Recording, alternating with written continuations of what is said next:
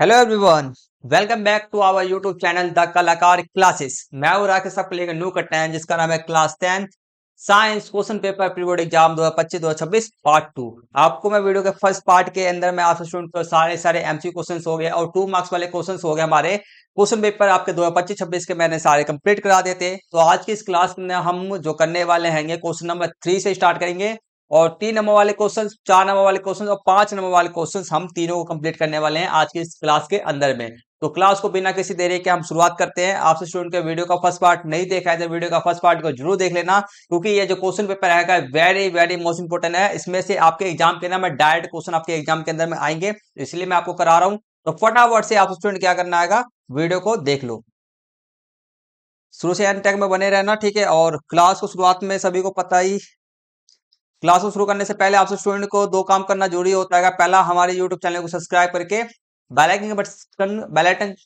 के बटन को ऑन पे सेट करना होता है। दूसरा, इस वाली वीडियो को लाइक करना होता है, ठीक है। जितने ज्यादा सब्सक्राइब करोगे, लाइक करोगे, उतना ही आपके लिए मैं मोस्ट इंपोर्टेंट वीडियो बना के देते रहूंगा। इसलिए सब्सक्राइब कर रख लो और वीडियो को लाइक कर दो, शेयर भी कर देना, कमेंट भी कर देना। और आपसे स्टूडेंट क्लास का हर एक क्लास का नोट्स पीडीएफ आपको मिलता है, वह हमारे पीडीएफ व्हाट्सएप ग्रुप और टेलीग्राम ग्रुप पे मिल जाता है। जो भी आपको सुटेबल लगे, दोनों में से कोई भी आपको ज्वाइन कर लेना, आपको वहां पर पीडीएफ मिल जाएगा। कमेंट कर देना पीडीएफ, ठीक है। कमेंट करना जरूरी है, कमेंट नहीं करो तो आपको पीडीएफ प्रोवाइड नहीं मिल पाएगा, ठीक है। कमेंट करना। तो शुरू करते हैं अपनी क्लास को। क्वेश्चन नंबर जो हमारा स्टार्ट होने वाला है, 2 मार्क्स सारे कंप्लीट कर लिए थे हमने, 3 मार्क्स से है। तो ये रहा 3 मार्क्स। 3 मार्क्स यहाँ पे खंड गा से स्टार्ट है हमारा। 3 मार्क्स वाले सारे क्वेश्चन है हमारे यहाँ के, ठीक है। 27 से 33, 27वां क्वेश्चन, पहला हमारा क्वेश्चन है, पहचाने की किस प्रकार की रासायनिक अभिक्रियाएं होती हैं, ठीक है। पहचाने की किस प्रकार की रासायनिक अभिक्रिया होती है जब, ठीक है। मतलब कुल मिला के इस क्वेश्चन में रासायनिक अभिक्रियाओं की प्रकार को हमारे को बताना है, किस प्रकार का रासायनिक अभिक्रिया है। 4 प्रकार का होता है, आपको पता है। सबसे पहले संयोजन, वियोजन, विस्थापन, द्विविस्थापन। 4 तो सभी को पता है, यह फर्स्ट चैप्टर का क्वेश्चन है, सबको आसान है। तो बात करते हैं, पहला हमारा आएगा चूना पत्थर को गर्म करना। हम क्या कर रहे हैं, चूना पत्थर को हम क्या कर रहे हैं, आप सीधे कुछ, आपको इसमें समीकरण विकरण कुछ नहीं लिखना आएगा, सिर्फ उसे अभिक्रिया का नाम लिखना है। चूना पत्थर को गर्म करना, चूना पत्थर को जब आप गर्म करोगे, मतलब कि आप चूना पत्थर मतलब calcium carbonate, CaCO3 calcium carbonate को आप हीट दे रहे हो, गर्म कर रहे हो, तो वह किस्म 2 चीजों में, मतलब कि एक चीज को आप तोड़ रहे हो, तो क्या हुआ, आप वियोजन अभिक्रिया। कौन सा है ये वाला, वियोजन, ठीक है। नेक्स्ट, मैग्नीशियम रिबन का रिबन, मैग्नीशियम रिबन हवा में जलता है, मतलब कि इसको 2 पदार्थों को, मतलब कि एक मैग्नीशियम रिबन हो गया, ऑक्सीजन को अभिक्रिया करा रहे हो, मतलब 2 चीज को जोड़ करके अभिक्रिया करा रहे हो, मतलब कि आप जोड़ रहे हो, मतलब संयोजन अभिक्रिया हुआ। कौन सा अभिक्रिया, संयोजन अभिक्रिया, ठीक है। अभिक्रिया, ये तो आप लिख ही लोगे। नेक्स्ट आपका है, लोहे की कील को कॉपर सल्फेट के विलय में डुबोया जाता है, तो इसमें होने वाली रासायनिक अभिक्रिया को लिखे। देखो, लोहे की कील को कॉपर सल्फेट में करते हैं, तो लोहे की कील क्या करता है, सल्फेट को क्या कर लेता है, अपनी तरफ में लोहे की कील ले लेता है। तो इसका मतलब क्या हो रहा है, बताओ। इसका मतलब ये हो रहा है आपका विस्थापन अभिक्रिया हो रहा है। क्या हो रहा है आपका, विस्थापन अभिक्रिया हो रहा है। क्यों, क्योंकि जो शक्तिशाली तत्व हैगा उसका जो अपना क्या हैगा, ये इसको जुड़ा हुआ क्या बोलते हैं इसको, यौगिक से, ठीक है। यौगिक से जो अपना क्या बोलते हैं इसको, बताइए। शक्तिशाली Fe है हमारा, तो इसके जो सल्फेट है इसको छीन लेगा, इसको क्या बोलते हैं मुझे याद नहीं आ रहा है, ठीक है। तो इसको विस्थापन कर देगा इसका, बस इतना हो गया। 3 ही क्वेश्चन थे बस, 3 ही पूछे गए, 3 ही है। और आपको मैं दिखा दूं जरा सा, जैसे कि इसका आंसर्स में, जैसे कि रासायनिक समीकरण भी आपको चाहिए होता है, तो रासायनिक समीकरण भी आपको मैं दिखा देता हूं, ताकि आपको ना आसानी रहे। इसमें लिखा नहीं गया है रासायनिक समीकरण का, फिर भी आपको मैं दिखा देता हूँ, याद कर लेना इसको, क्योंकि ये इंपॉर्टेंट चीज है, ठीक है। सभी के रासायनिक समीकरण याद कर लेना, बहुत ज्यादा मोस्ट इंपोर्टेंट है, ये आपको काम देगा, आपके एग्जाम में से आएगा, इंपॉर्टेंट है, आपके एग्जाम में आ सकता है, ठीक है। तो वियोजन अभिक्रिया, कैल्शियम कार्बोनेट हो गया, इसको ऊष्मा देंगे तो कैल्शियम ऑक्साइड और हमारा कार्बन डाइऑक्साइड में बदल जाएगा, टूट जाएगा। नेक्स्ट मैग्नीशियम MgO2 बराबर भी संतुलित समीकरण है, ये सारे ध्यान रखना। तो 2 MgO ऑक्साइड हो गया, लोहे की Fe, ये हमारा Cu, ठीक है। कॉपर सल्फेट हो गया, CuSO4, तो बन जाएगा ऐसे, FeSO4 बन जाएगा, कॉपर अलग हो जाएगा, तो ये विस्थापन अभिक्रिया हो गया। बस इतना ही बताना था हमारे को, ठीक है। अभिक्रिया पता, अभिक्रिया का प्रकार बताना, कितना सिंपल था क्वेश्चन था। नेक्स्ट क्वेश्चन करते हैं। 28वां क्वेश्चन आएगा, देखो इसको थोड़ा और बड़ा ही कर देता हूं मैं। फर्स्ट क्वेश्चन है, ए है, समजाति श्रेणी के तीसरे और चौथे सदस्य का आणविक सूत्र लिखिए, जिसका पहला सदस्य क्या इथाइन है। ठीक है, इथाइन पहला सदस्य है, उसका हमारे को तीसरा और चौथा सदस्य का आणविक सूत्र हमारे को लिखना है। बहुत आसान है, आगे चलो करते हैं। देखो तो एथाइन का पहला सूत्र क्या, पहला सदस्य क्या हमारा इथाइन है, इसका सूत्र क्या होता है C2H2 होता है। ठीक है, C2H2। और इसका हमारे को तीसरा चौथा लिखना है हमारे को, तो दूसरा आपका क्या बनेगा प्रोपीन, ब्यूटाइन, पेंटाइन। ठीक है, तो प्रोपीन का क्या होता है, वैसे दूसरा हमें बोला नहीं गया है, बाकी हम कभी भी लिख देते हैं। तो C3H4। ठीक है, बस हमें क्या करना पड़ेगा, सी में एक एक नंबर एक एक को जोड़ते जाओ, और H के अंदर में आपको 2 प्लस करना है, और सी के अंदर में आपको 1 प्लस करना है बस। तो ये हमारा C3H4 हो गया, C4H6 हो गया, C5H8 हो गया बस। तो ये इसका बन जाएगा आपका। नेक्स्ट क्वेश्चन इसी का है, क्वेश्चन मैंने लिख ही रखा तो हमें बैक करने की जरूरत नहीं है। प्रक्रियात्मक समूह शब्द को परिभाषित कीजिए। प्रक्रियात्मक समूह ये क्या चीज होता है हमारे को बताना है। अब देखो प्रक्रियात्मक, ठीक है, प्रक्रियात्मक समूह एक परमाणु या परमाणुओं का समूह है। ठीक है, प्रक्रियात्मक समूह क्या है, एक परमाणु या तो एक परमाणु या एक परमाणुओं का एक परमाणु या परमाणुओं का समूह है, जो किसी कार्बनिक यौगिक के रासायनिक गुणों को निर्धारित करता है। ठीक है, तो कार्बनिक यौगिक के रासायनिक गुणों को क्या करता है, वह निर्धारित करता है बस। तो यही है, परमाणुओं का समूह होता है जो किसी कार्बनिक यौगिक बन जाता है वह। ठीक है, के रासायनिक गुणों को, इसके जो रासायनिक गुण होता है उसको प्रदर्शित करता है बस। नेक्स्ट आपका है क्या है, निम्नलिखित में से प्रत्येक अलग समजातीय श्रेणी सदस्य लिखिए। इसका हमारे को अगला अगला समजातीय श्रेणी लिखना है बस। तो आपको पता ही है क्या करना होता है, सी के अंदर में एक को प्लस करो, आपको ये वाला फॉर्मूला याद होगा, CN प्लस में 2H2N, ये फॉर्मूला याद है बस। तो इसका अगला प्रक्रियात्मक समूह लिखना है हमारे को, सदस्य लिखना है। पहले इसका देखो C5 है, H10 है, तो अगला क्या आएगा C6 आएगा और H12 आएगा। इसका C3 है, H4 है हमारा, तो इसका क्या आएगा आपका C4H6 आएगा बस। सिंपल सा था, आसान क्वेश्चन। नेक्स्ट क्वेश्चन करते हैं, पादप हार्मोन क्या है, एक पादप हार्मोन का नाम बताइए जो। ठीक है, पादप हार्मोन क्या है, पहले हमारे को इसका डेफिनेशन बताना है, फिर सबके हमारे को आंसर देने हैं। ठीक है, तो पादप हार्मोन क्या होता है, बस छोटा सा सिंपल सा है, जैसे कि देखो यहाँ पे पहले पादप हार्मोन रासायनिक संदेशवाहक होते हैं। क्या होता है, रासायनिक संदेशवाहक होते हैं, जो पौधों के भीतर बहुत कम सांद्रता में उत्पन्न होते हैं। कम सांद्रता का मतलब है कि क्वांटिटी।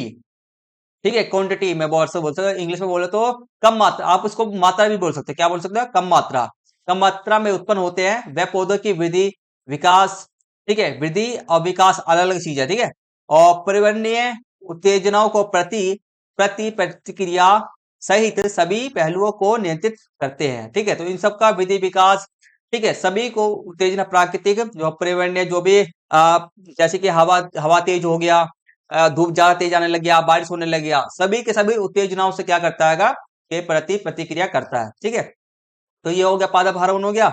अब क्या है, पौधों की, ठीक है, पौधों की वृद्धि का सदमन करता है। पौधों की वृद्धि का क्या करता है, सदमन का मतलब क्या है, रोकता है। क्या है, रोकना। पौधों की वृद्धि को क्या करता है, रोकता है। तो कौन सा, एबिसिक एसिड। ठीक है, एबिसिक, ठीक है, एबिसिक एसिड। नेक्स्ट आपका कोशिका विभाजन को प्रेरित करता है। कोशिका विभाजन मतलब कि कोशिका के अंदर में क्या करता है, वृद्धि। विभाजन मतलब क्या, इसको तोड़ना, कोशिका को तोड़ता है। ठीक है, कोशिका विभाजन, आपको कोशिका मतलब एक कोशिका को दो में तोड़ देना, ये कोशिका को तोड़ना। ठीक है, और उसको तोड़ करके इसको वृद्धि कराना। तो ये कौन करता है आपका, कोशिका वृद्धि के अंदर सहायता कौन करता है, साइटोकाइनिन। ठीक है, एक और होता है जिसका नाम मुझे याद नहीं आ रहा है, एक और होता है एब्सिक एसिड, साइटोकाइनिन हो गया, एक और आपका होता है, तीन, तो कुल मिला के 3-4 होते हैं आपके पादप हार्मोन, ज्यादा नहीं होते हैं वैसे। ठीक है, बाकी ये मनुष्य के अंदर तो बहुत ज्यादा होते हैं। ठीक है, नेक्स्ट क्वेश्चन करते हैं हम। नेक्स्ट क्वेश्चन हमारा है 30 है, विकल्प 1, 1 या 2 में से किसी एक का उत्तर हमारे को देना है। या तो ये वाला ऊपर वाला क्वेश्चन कर लो, या तो अथवा वाला ये वाला क्वेश्चन कर लो। ठीक है, हम तो दोनों को ही करेंगे। तो पहला क्वेश्चन आपका है, मेंडल ने, ठीक है, मेंडल ने अपने परीक्षणों के लिए मटर को क्यों चुना। सही क्वेश्चन रहेगा, आपके बुक के एनसीईआरटी के नाम का आंसर भी दे रखा है। 2 कारण हमारे को बताना है। ठीक है, चलो बताते हैं। तो पहला हमारा देखो, पहला हमारा कारण लिखेंगे हम, पौधे, ठीक है, मटर के पौधों में कई स्पष्ट, ठीक है, कई स्पष्ट विपरीत दृश्यमान लक्षण होते हैं। क्या होते हैं, स्पष्ट, मतलब कई स्पष्ट, ठीक है, इसमें एकदम स्पष्ट दिखने वाले, और विपरीत दृश्यमान लक्षण मतलब कि अलग अलग तरह के लक्षण होते हैं, जिससे विभिन्न लक्षणों की विरासत का अध्ययन करना आसान हो जाता है। मतलब कि जिससे विभिन्न लक्षणों का, उनपे उनके पास में ना मटर के पास में बहुत सारे लक्षण होते हैं, बहुत ठीक है, जिनके साथ बहुत सारे प्रकार होते हैं। आप यह बोल सकते हो मटर के पौधे के ना मटर के पौधे का बहुत सारा प्रकार होता है। तो उसका लक्षण, अलग अलग लक्षणों का ना अलग अलग प्रकार मत बोलो, या लक्षण का मतलब क्या, गुण। पौधों के अंदर में एक तरह से आप क्या क्वालिटी, गुण बोल सकते हो। गुण, अलग तरह के गुण होते हैं, लाल पीला नीला हरा लंबा छोटा, ये सब सारे सारे गुण ही है उसके। ठीक है, तो ये हमारा होता है लक्षण, सब होता है हमारा, गुण सब होते हैं। विरासत और गुणों, बहुत सारे गुणों का विरासत होता है, लक्षणों का विरासत होता है, जिससे कि आसानी से कर सकते हैं अध्ययन। सेकंड आप लिख सकते हो इन, ठीक है, कोई भी आपको क्या करना, दो कारण देना, मैंने तीन लिख रखा है, कोई दो लिखना बस, ठीक है। जो भी आपको दो बेस्ट याद हो जाए वह लिख लेना। इन पौधों का जीवन चक्र छोटा होता है, जिससे कम समय में कई पीढ़ियों का अध्ययन किया जा सकता है, ये मेन कारण है। और लक्षण ये भी मेन कारण है। अगला कहते हैं कृत्रिम संकरण भी आसानी से किया जा सकता है। कृत्रिम संकरण मतलब कि दो अलग अलग पौधे, एक बोना लंबे पौधे है, बोना पौधों को लेकर के दोनों के बीच में संकरण करा दो, तो वो भी आसानी से हम करा सकते हैं। इसलिए मेंडल ने इसको चुना था, मटर के पौधे को। मेंडल मटर का माँ माँ माँ दोनों में है, कॉमन है, ठीक है। अगला क्वेश्चन देखते हैं, देखो मेंडल द्वारा अपने परीक्षण के लिए उपयोग किए गए मटर के दो विपरीत दृश्यमान लक्षणों की सूची लिखे। मतलब कि मेंडल ने अपने, देखो मेंडल ने अपने परीक्षण के अंदर में मटर के पौधे के अलग अलग प्रकार लिए थे। कोई मतलब कि मान चलो लंबा पौधा लिया था, कोई छोटा पौधा लिया था, कोई किसी पौधे का रंग अलग था, किसी पौधे का रंग अलग था, गोल, कोई मटर गोल थे, कोई अलग तरह के थे, तो इस सब का लिया था। तो पहले हम लिख सकते हैं कौन कौन से लक्षण लिए थे। लंबा बोना, बैगनी सफेद, फूल का रंग, ठीक है, गोल या झुर्रीदार बीज का आकार, फली का रंग हरा पीला, तो ये सब उन्होंने लिया था, ठीक है। अथवा, अब इसका अथवा वाला हमारा क्वेश्चन है यहाँ कंप्लीट हो गया। अथवा क्वेश्चन करते हैं हम। देखो क्या है, ये भी बहुत आसान है, सीधे सीधे पूछ लेना चाहिए था, क्या ये सब दे रखा है। देखो नीचे दिए गए तालिका मनुष्य, ठीक है, मनुष्य में दो लक्षणों के जीनोटाइप और फेनोटाइप को दर्शाते हैं। जीनोटाइप मतलब जानते हो, जीनोटाइप, जीनोटाइप मतलब समझते हो। जीनोटाइप का मतलब क्या होता है, इसमें मतलब एबीसीडी में लिखा होना। जीनोटाइप मतलब आपका क्या, एबीसीडी, बस समझ लो एबीसीडी। फिनोटाइप का मतलब क्या है, हिंदी, क्या होता है, हिंदी, हिंदी भाषा, ठीक है, हिंदी भाषा बोल देना। हिंदी या हिंदी भाषा मतलब हिंदी शब्द लिखो, क्या है हिंदी शब्द। जैसे कि ये काला नीला हरा सावला गोला सावला, ये सब शब्द है ना, हिंदी शब्द है, तो ये हमारा फिनोटाइप होता है, ठीक है। दोनों में अंतर पता चल गया, आगे बात करते हैं। तो मनुष्य के लक्षण क्या है, आंखों का रंग, देखो तो आंखों का रंग क्या आएगा, ठीक है, आंखों का रंग बीबी है, मतलब क्या है, काला है। और अपना क्या है, स्मॉल बीबी है, वह नीला है, ठीक है। त्वचा का रंग क्या आएगा, एफ एफ है, मतलब गोरा है। और एफ स्मॉल, ठीक है, स्मॉल है, एफ एफ है तो गहरा सांवला रंग है, ठीक है। अब देखो देव, जिसकी आंखें काली हैं, देव की आंखें क्या है, काली हैं, और त्वचा का रंग क्या आएगा, गहरा है, ठीक है, मतलब कि सांवला है। ने भूमि से विवाह किया, ठीक है, जिसके, ठीक है, जिसकी आंखें नीली हैं, ठीक है, त्वचा का रंग गोरा है, ठीक है, ओके।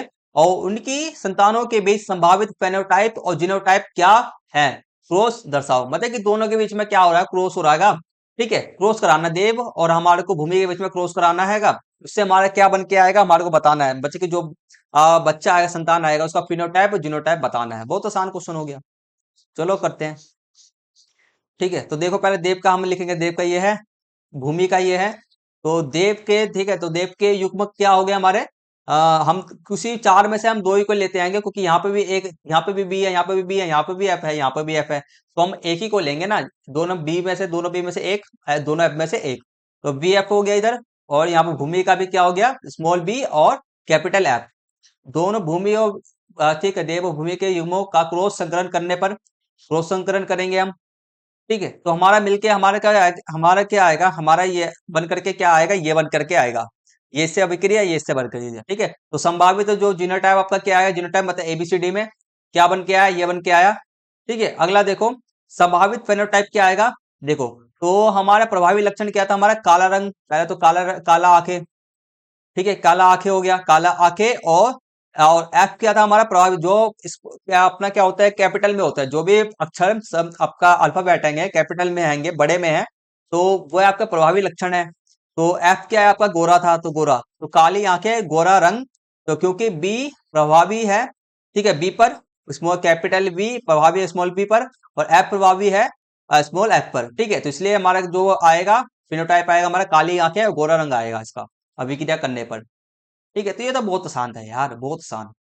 अगला देखो क्वेश्चन क्या है, नेक्स्ट क्वेश्चन हमारा आएगा, ठीक है, ये फॉर्मूला रिलेटेड में क्वेश्चन है, इसको मैं बोलता हूँ, उसको लास्ट में करते आएंगे, ठीक है, या अभी कर लो यार, छोड़ो लास्ट में क्या करना है, देखो किसी छात्र ने 20 सेंटीमीटर फोकस दूरी के उत्तल लेंस का प्रयोग करके, ठीक है, फोकस दूरी क्या है, 20 सेंटीमीटर है, उत्तल लेंस है, ठीक है, ठीक है, करके किसी 5 सेंटीमीटर ऊंचाई के बिम, ठीक है, बिम की मतलब कि बिम की ऊंचाई, वस्तु की ऊंचाई के 5 सेंटीमीटर के प्रतिबिंब को पर्दे पर फोकसित कर लिया, ठीक है। अब प्रतिबिंब को पर्दे पे क्या करा, फोकसित कर लिया, ठीक है। यदि बिम, ठीक है, यदि बिम की दूरी, ठीक है, बिम की दूरी क्या है, 30 सेंटीमीटर है, तो लेंस लेंस सूत्र का प्रयोग करके हमारे को प्रतिबिंब की दूरी यहाँ पर नहीं दिया गया, प्रतिबिंब की दूरी और प्रतिबिंब की ऊंचाई भी नहीं दिया गया हमारे को, तो उसको हमारे को ज्ञात करना है, ठीक है। तो बहुत आसान हो गया, चलो करते हैं। स्मॉल कर दूं, ये देखो। तो हमारे को सबसे पहले इस तरह का क्वेश्चन कभी भी आपके सामने में आए ना, तो पहले क्या क्या दिया गया है वह लिख लेना, ठीक है, फिर क्या निकालना है वह भी लिख लेना, ठीक है। तो हमारे को पहले प्रतिबिंब की दूरी निकालना है, ठीक है। अब अगला देखो, दिया गया है हमारा फोकस दूरी दिया गया है। फोकस दूरी हमेशा उत्तल लेंस के अंदर में, ध्यान रखना, क्या बोलो मैं, उत्तल लेंस के अंदर फोकस दूरी हमेशा प्लस में रहता है, ठीक है। बिम की ऊंचाई हमारे को दिया गया, तो उसको हम किससे लिखते हैं, H0 से लिखते हैं, ठीक है, H0 से, वह हमारे को 5 सेंटीमीटर दिया गया है। और बिम की दूरी, ठीक है, बिम की दूरी उसको हम किससे दर्शाते हैं, यू से दर्शाते हैं, तो वह हमेशा क्या, बिम की दूरी क्या रहता है, हमेशा माइनस में रहता है, ये ध्यान रखना हमेशा। तो -30 सेंटीमीटर हो गया। अब हमारे को निकालना क्या क्या हैगा, प्रतिबिंब की दूरी निकालना है हमारे को, प्रतिबिंब की दूरी मतलब वी निकालना है, ठीक है, वी निकालना है। तो लेंस का सूत्र का फॉर्मूला क्या होता है, लेंस का सूत्र का फॉर्मूला होता है 1/f बराबर 1/v माइनस 1/u, ये फॉर्मूला होता है आपका, ठीक है। तो आपको दिया गया क्या है, देखो एक एफ, ठीक है, एफ दिया गया है आपको, वी नहीं दिया गया, यू दिया गया आपको, ठीक है। तो रखो वहीं पे, जहां जहां पे एफ की वैल्यू की जगह, एफ के मान की जगह पे एफ का मान रख दो, वी की जगह पे वी का रख दो, वी का दिया नहीं गया है, यू की जगह पे यू का मान रख दो। तो एक की जगह पे हम एफ की जगह पे 20 रख दिया हमने, ठीक है, क्योंकि प्लस का प्लस ही रखेंगे। वी नहीं दिया गया तो नहीं लिखा, और यू हमारे को दिया -30, तो -30 हमने लिख दिया, ठीक है। अब अगला पेज चलते हैं, ठीक है। तो यह, इसको छोड़ो एक तरह से, ठीक है। वही चीज है, मैंने क्या करा, वहां पे मैंने लिख रखा था, ऐसे लिख रखा था, वही चीज मैंने आगे कर दिया है। इसको कैसे छोटा करूं, ये, ठीक है,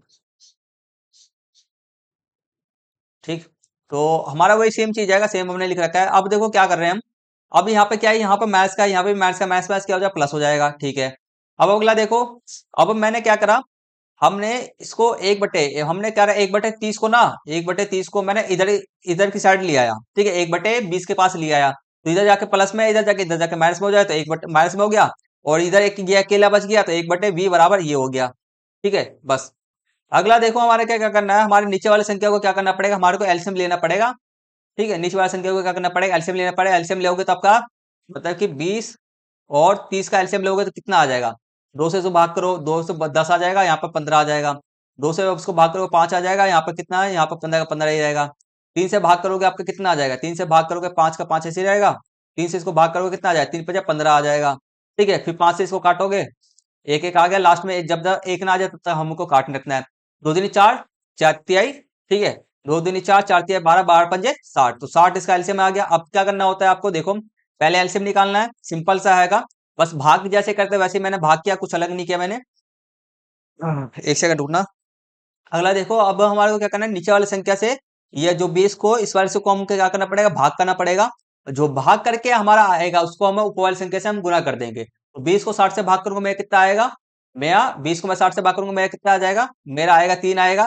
3 को जो हमारा ऊपर वाली संख्या आएगा उससे गुना कर देना, 3 को 1 से गुना करोगे 3 आ जाएगा।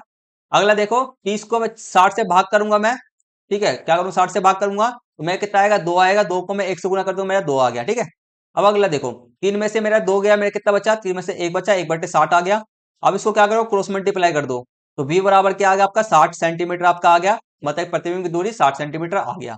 अगला देखो, अब हमारे को दूसरे वाला में हमारे को निकालना था प्रतिबिंब की ऊंचाई, ठीक है, प्रतिबिंब की ऊंचाई। तो प्रतिबिंब की ऊंचाई निकालने का फॉर्मूला क्या होता है, ये आपका फॉर्मूला होता है m बराबर, ठीक है, आवर्धन का सूत्र लगाते हैं, ऊंचाई के लिए हम क्या लगाते हैं, आवर्धन का सूत्र लगाते हैं, उपयोग करके प्रतिबिंब की ऊंचाई, ठीक है, उसको हम प्रतिबिंब की ऊंचाई को हम क्या कहते हैं, एच आई से दर्शाते हैं, क्या हम एच आई से दर्शाते हैं, इसको ऐसे लिखते हैं।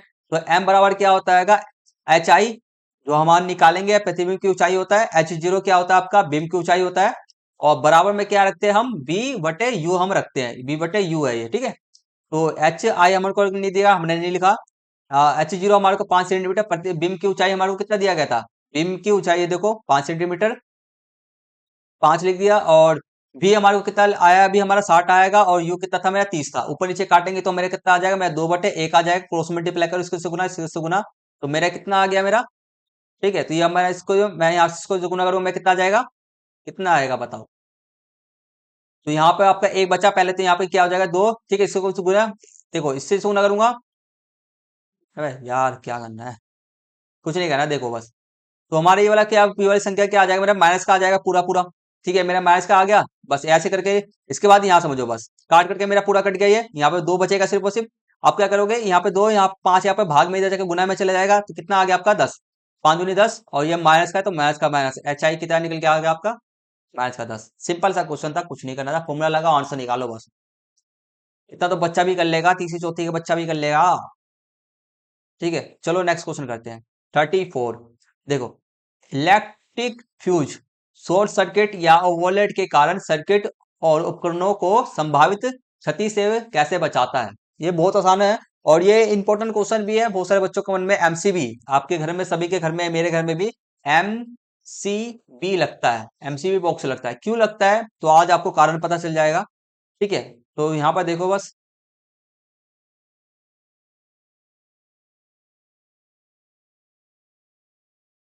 ये रहा, ये रहा, देखो एमसीक्यू क्यों लगता है, देखो। तो फ्यूज पहले हमारे क्या है, फ्यूज तार का, देखो, तो हमारे जो फ्यूज तार का, तो जो फ्यूज का जो होता है ना, फ्यूज का तार का गलनांक क्या होता है, कम होता है। और शॉर्ट सर्किट या ओवरलोड के कारण जब अत्यधिक धारा प्रवाहित होता है, तो फ्यूज क्या, फ्यूज तार जो होता है, फ्यूज का तार गर्म होकर पिघल जाता है।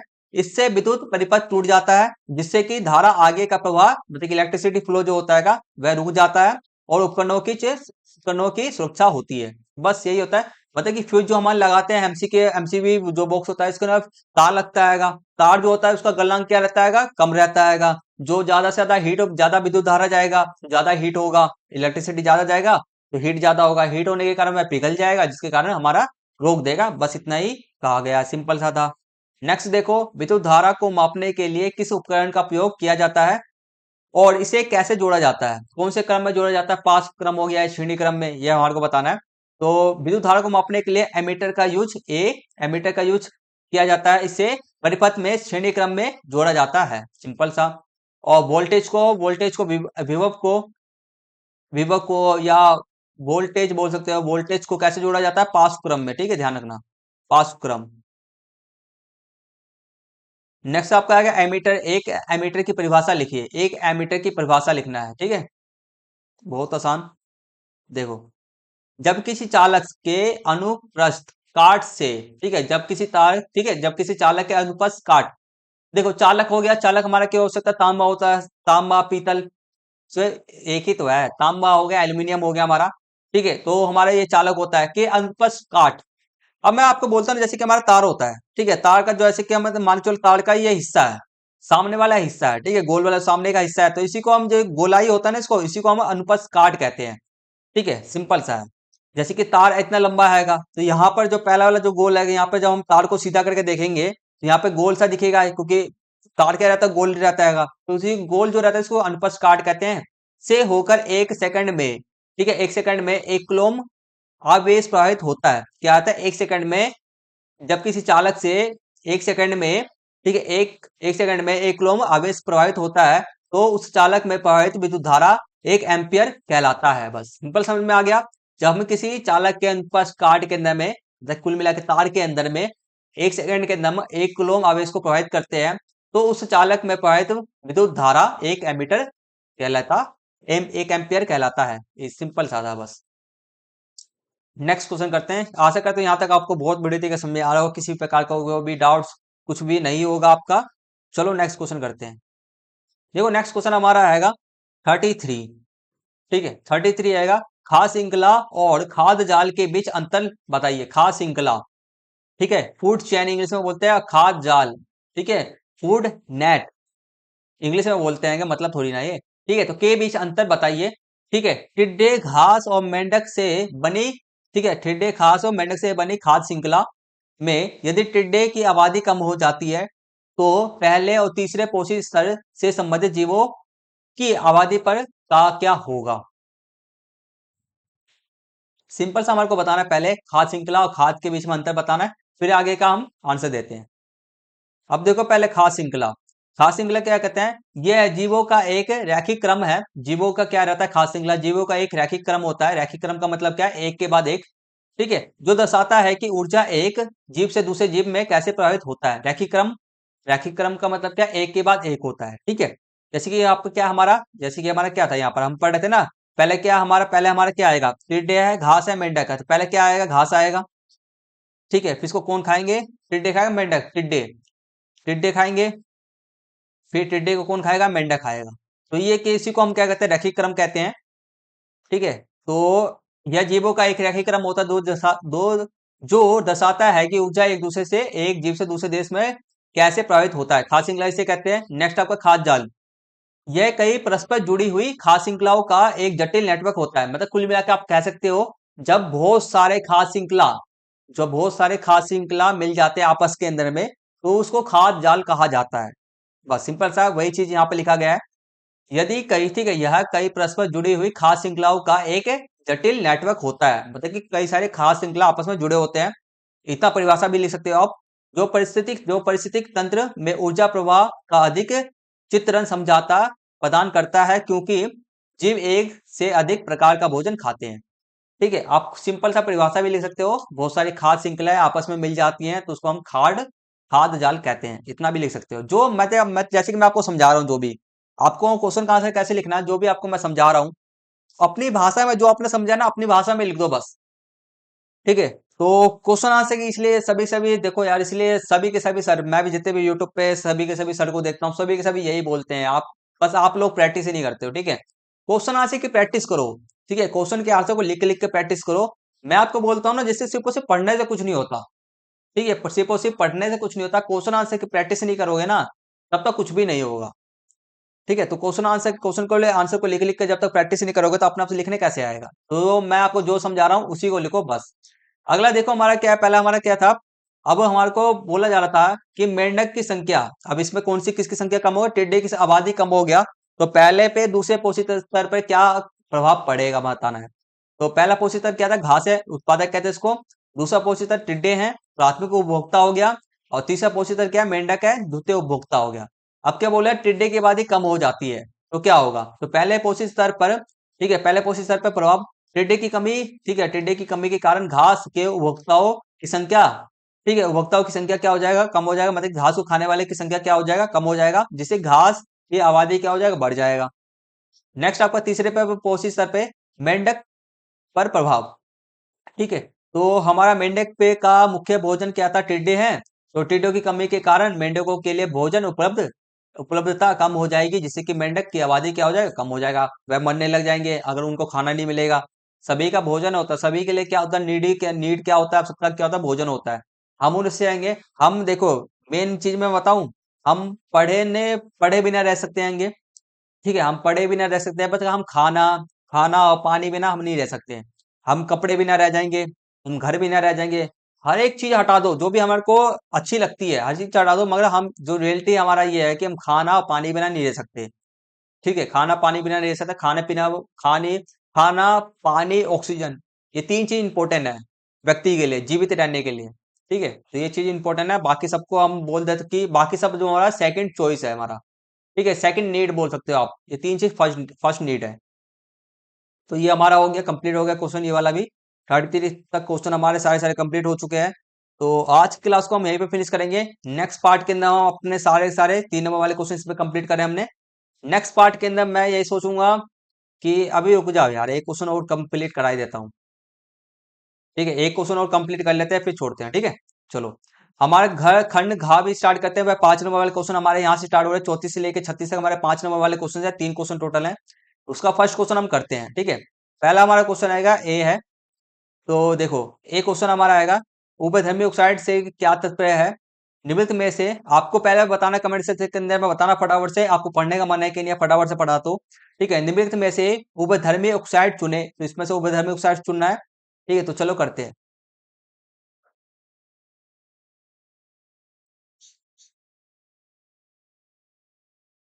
ठीक है, तो आ गया हमारा।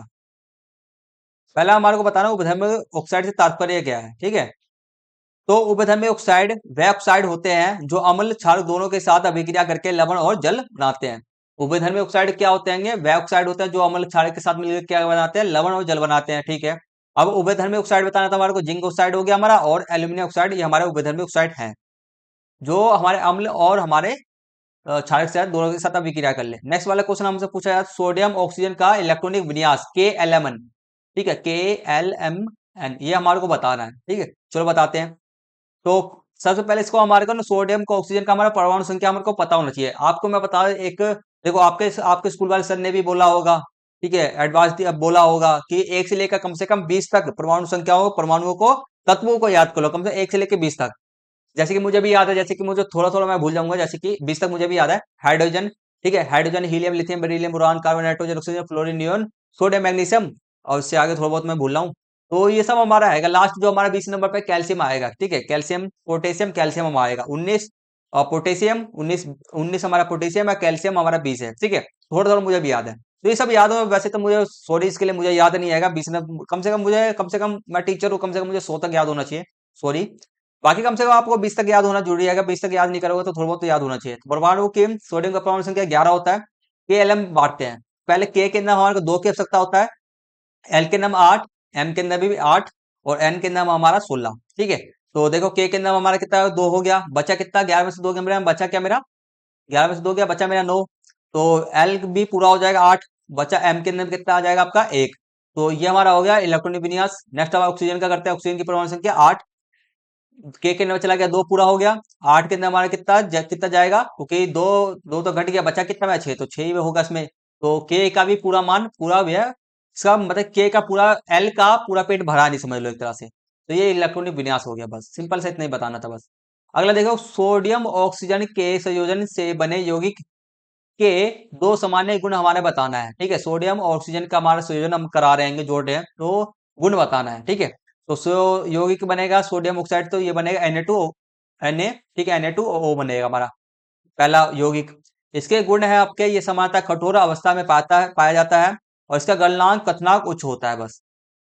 ठीक है, सोडियम ऑक्साइड बनेगा, इसका कठोर होता है, गलनांक का कथनांक बहुत ज्यादा अधिक होता है, बस इतना सा है आपका। नेक्स्ट क्वेश्चन करते हैं इसका अथवा वाला। और अभी तक आपको मैं एक चीज और, कुछ भी समझ में नहीं आ रहा तो कमेंट्स में बता देना, मुझे तो नहीं लग रहा कुछ भी आपको डाउट हो तो कुछ भी होगा। बाकी इतना छोटा चीटी बराबर भी डाउट हो तो पूछ लेना। ठीक है, और वीडियो को अभी तक लाइक नहीं किया फटाफट से लाइक करो, चैनल पे नया तो फटाफट से सब्सक्राइब कर दो। नेक्स्ट इसका अथवा वाला क्वेश्चन करते हैं। देखो, क्या होता है ये समझने के लिए, ठीक है, समझने के लिए सर संतुलित रासायनिक समीकरण लिखे जब। ठीक है, संतुलित सभी का 5 के 5 है, सभी का हमारे को, इसलिए मैं आपको बोल रहा हूँ रासायनिक समीकरण को याद करते चलो। ठीक है, तो संतुलित रासायनिक समीकरण बताना, पहले सिनावर पारा का, ठीक है, पारा का एस्क को गर्म करने पर, चलो करते हैं, लाइन बाय लाइन करते हैं। पहले सिनावर हो गया हमारा। ठीक है, तो सिनावर का पहले फॉर्मूला क्या होता है, वह HgS होता है सिनावर। पारा का जो एस का फॉर्मूला क्या होता है, ये होता है। ठीक है, तो उसको हम करेंगे HgS, और हमारा ऑक्सीजन से हम गर्म करने पर, मतलब कि हम क्या कर रहे हैं, ऑक्सीजन को विक्रिया करा रहे हैं। वो ऑक्सीजन से विक्रिया करके ऑक्सीजन की उपस्थिति में जलाएंगे तो ऑक्सीजन भी इसके साथ में जुड़ेगा, और उसमें भी दे रहे हैं हम उसको। तो हमारा बच्चे बन के क्या आएगा, हमारा ऑक्सीजन Hg ऑक्साइड बनेगा, और हमारा सिनाबर ऑक्साइड बनेगा, और हमारा H2O, ठीक है, सल्फर ऑक्साइड हमारा बाहर निकल जाएगा। तो ये आपका इसका संतुलित समीकरण है। नेक्स्ट आपका है कॉपर ऑक्साइड और कॉपर सल्फेट के मिश्रण को गर्म करने पर, तो क्या होगा, कुछ नहीं हो, ज्यादा कुछ नहीं होगा। ये जो ऑक्सीजन कॉपर क्या करेगा, ऑक्सीजन कॉपर ऑक्सीजन को छोड़ देगा, तो यहाँ पे कॉपर आपका सिंगल बच जाएगा, और H2SO4 हमारा गैस निकल जाएगा। ये समीकरण है। जिंक ऑक्साइड को गर्म, जिंक ऑक्साइड को कार्बन के साथ गर्म करने पर, जिंक ऑक्साइड कार्बन, जिंक अलग हो जाएगा, और ठीक है, क्यों हो जाएगा, क्योंकि कार्बन इसका ऑक्साइड छीन लेगा, तो CO अलग गैस निकल जाएगा। नेक्स्ट आपका है आयरन ऑक्साइड और एल्यूमिनियम के साथ अभिक्रिया, तो ये रहा आयरन, एल्यूमिनियम ये रहा, और इसके क्या करेगा, ऑक्सीजन को तो ले लेगा ये, तो Fe अलग हो जाएगा, एल्यूमिनियम ALU, एल्यूमिनियम ऑक्साइड हमारा बन जाएगा। एल्यूमिनियम ऑक्साइड नहीं है ये, Al2, ठीक है, Al2O3 हमारा बन जाएगा, प्लस में ऊष्मा निकलेगा। सिल्वर सल्फाइड का भंजन, भंजन का मतलब क्या होता है, ऑक्सीजन में जलाना, भंजन का मतलब क्या होता है, ऑक्सीजन में जलाना, और निष्पादन का मतलब ऑक्सीजन की अनुपस्थिति। भंजन का मतलब ऑक्सीजन के साथ, और निष्पादन का मतलब क्या होता है, निष्पादन। दो प्रक्रिया होता है, खनन जो अपना खनिजों का देखो, मतलब खनिजों से जो भी महत्वपूर्ण तत्व होते हैं आपके, ठीक है, तत्व होते हैं उनको अलग करने के लिए, अलग करने की दो प्रक्रिया होता है, भंजन और निष्पादन। और निष्पादन में बिना ऑक्सीजन के होता है, ठीक है। तो भंजन करना ऑक्सीजन की उपस्थिति में हम करेंगे। जिंक का सल्फेट हो गया आपका, जिंक सल्फाइड।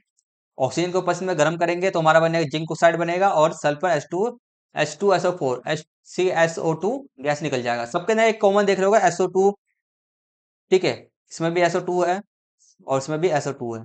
तो आपको याद होना जरूरी है। देखो, अगर आप याद नहीं कर पाए, मैं एक चीज ऑप्शन दूंगा आपको, अगर आप याद नहीं कर पाते ना, ठीक है, तो मैं भी पता, मैं आपको एक ट्रिक बताता हूँ अपने, मैं ना, जैसे कि देखो, मैं किसी भी चीज को याद नहीं करता, ठीक है, मैं किसी भी चीज को याद नहीं करता, किसी भी क्वेश्चन को याद नहीं करता, मैं एक ट्रिक अपनाता हूँ, ठीक है, मेरा एक ट्रिक हैगा, ठीक है, ये आपको भी बहुत ज्यादा काम करेगा। मैं क्या करता हूँ ना, अधिक से अधिक प्रैक्टिस करता हूँ क्वेश्चनों की, ठीक है। मैं किसी भी, अभी मैं आपको बता दूं, मैथमेटिक्स के अंदर में मैं मैथमेटिक्स से क्लास 10th को मैं मैथमेटिक्स भी पढ़ाता हूं। तो आपका जो नेक्स्ट क्वेश्चन पेपर रहेगा मैथमेटिक्स का, वह मैंने बना दिया है question paper pre board exam के लिए। वीडियो का लिंक आपको मैं दे दूंगा इस वाली वीडियो के, ठीक है, वीडियो का लिंक मैं आपको दे दूंगा इस वाली वीडियो के डिस्क्रिप्शन बॉक्स में, जरूर देख लेना, एकदम फाड़ू वीडियो आएगा, ठीक है। और तो इसलिए मैं किसी मैथ का भी फॉर्मूला याद नहीं करता, कुछ भी चीज को मैथ का फॉर्मूला मैं कभी याद करता नहीं। मैं क्या करता हूँ, सिर्फ और सिर्फ अधिक से अधिक क्वेश्चनों की प्रैक्टिस करता हूँ। अधिक से अधिक क्वेश्चनों की प्रैक्टिस आप करोगे तो अपने आप से फॉर्मूला उसमें बार बार लिखना पड़ेगा ही आपको। अब फॉर्मूला नहीं लिखोगे तो क्वेश्चन सोल्व होगा नहीं, अब सोल्व नहीं होगा फिर नंबर मिलेंगे नहीं। तो अपना लिखते बार बार प्रैक्टिस करने से ना, जैसे मान चलो एक ही क्वेश्चन एक ही फॉर्मूला को आपने 10 बार 5 बार लिख दिया तो याद नहीं होगा क्या आपको? याद हो जाएगा ना। तो इसी चीज आएगा, किसी चीज पे ज्यादा जोर मत, दिमाग को ज्यादा जोर मत दो, बिल्कुल भी जोर देने की जरूरत ही नहीं है। अधिक से अधिक क्वेश्चनों की प्रैक्टिस करो और आपका पूरे नंबर मिल जाएंगे, ठीक है। तो आशा करता हूँ आप स्टूडेंट को समझ में आ गया होगा मेरी बात क्या है। तो आज की क्लास को हम यही फिनिश करेंगे बस। ये हमारा कंप्लीट हो गया, 31 क्वेश्चन हमने कंप्लीट, 34 क्वेश्चन कंप्लीट कर लिया। इससे आगे क्वेश्चन जो हमारे आएंगे वीडियो के नेक्स्ट पार्ट में हम करेंगे 35 से। क्यों मैं लंबा वीडियो, देखो लंबा वीडियो बनाने से फायदा नहीं आएगा, हमारे को मजे से पढ़ना आएगा और अच्छी तरह से हर एक क्वेश्चन को पढ़ना आएगा, हर एक क्वेश्चन को समझना आएगा। इसलिए मैं आपको कम कम सौ एक क्वेश्चन पेपर को तीन तीन पार्ट में, मैक्सिमम 2 से 3 पार्ट में तोड़ रहा हूँ ताकि आपको बढ़िया तरीके से समझ में आए। तो आज की क्लास को हम आपसे जुड़ने शुरू से एंड तक में पूरा देखा, उसके लिए सभी को दिल से धन्यवाद, ठीक है। तो इसी तरह से हमारे वीडियो को देखते रहो। चैनल पे आप स्टूडेंट नए हो तो चैनल को सब्सक्राइब कर लेना और वीडियो को लाइक कर देना, शेयर कर देना अपने दोस्तों के साथ में, और वीडियो पे कमेंट करना मत भूलना ये वीडियो आपको कैसा लगा। मिलते हैं जल्दी से वीडियो के थर्ड पार्ट के अंदर, तब तक के लिए टेक केयर, टेक बाय, जय हिंद, जय भारत।